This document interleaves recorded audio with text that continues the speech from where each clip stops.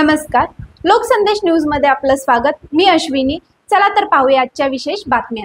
काँग्रेस नेते राहुल गांधी यांनी बनावट मतदार यादीच्या मुद्द्यावरून केंद्र सरकार आणि निवडणूक आयोगावर गंभीर आरोप केले आहेत। या मुद्द्यावर चर्चा करण्यासाठी निवडणूक आयोगाने आज विरोधी पक्षाच्या 30 सदस्यांच्या शिष्टमंडळाला बैठकीसाठी बोलावले होते। मात्र या बैठकीपूर्वी इंडिया आघाडीतील खासदारांनी निवडणूक आयोगाच्या दिशेने मोर्चा काढला आणि या दरम्यान अनेक खासदारांना पोलिसांनी ताब्यात घेतलेला आहे। मतचोरीच्या मुद्द्यावरून सध्या देशातील राजकारण तापलेलं आहे। लोकसभेतील विरोधी पक्षनेते राहुल गांधी यांनी मतदार यादीतील अनियमिततेबाबत गंभीर आरोप केलेले आहेत। यावरून आज राहुल यांच्या नेतृत्वात विरोधी पक्षाच्या खासदारांनी संसदेच्या मकरद्वार ते निवडणूक आयोग कार्यालयापर्यंत मोर्चा काढला। मात्र दिल्ली पोलिसांनी या मोर्चाला परवानगी नाकारल्यामुळे सर्व आंदोलक खासदारांना ताब्यात घेण्यात आले आणि याचा निषेध म्हणून काँग्रेस पक्षाच्या वतीनं शहरातील शाहगंज परिसरातील महात्मा गांधी यांच्या पुतळ्यासमोर रास्ता रोको करत आंदोलन करण्यात आलं।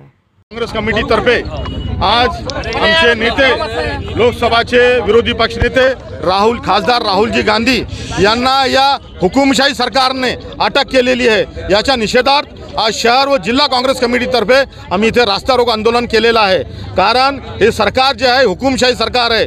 मोदी वो चोर आहे, मोदी चौकीदार चोर आहे, वोट चोर आहे, निवडणूक आयोग चोर आहे आणि भाजपचा आहे निवडणूक आयोग हे पदाधिकारी तिथे ते काम करणारे आहे।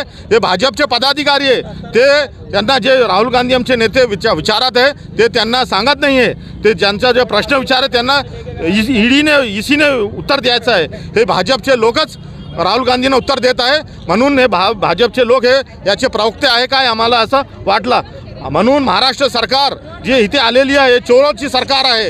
हे 40 चोर अलीबाबा 40 चोरची ही सरकार आहे।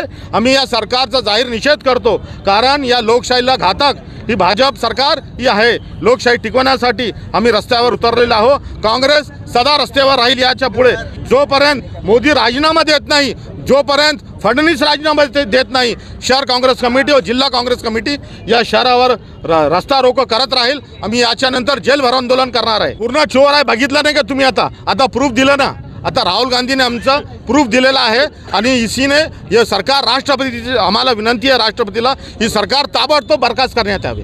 अशाच विशेष घडामोडींसाठी आमच्या YouTube चॅनलला सबस्क्राइब करा, फेसबुकला लाईक करा आणि इन्स्टाला फॉलो करा।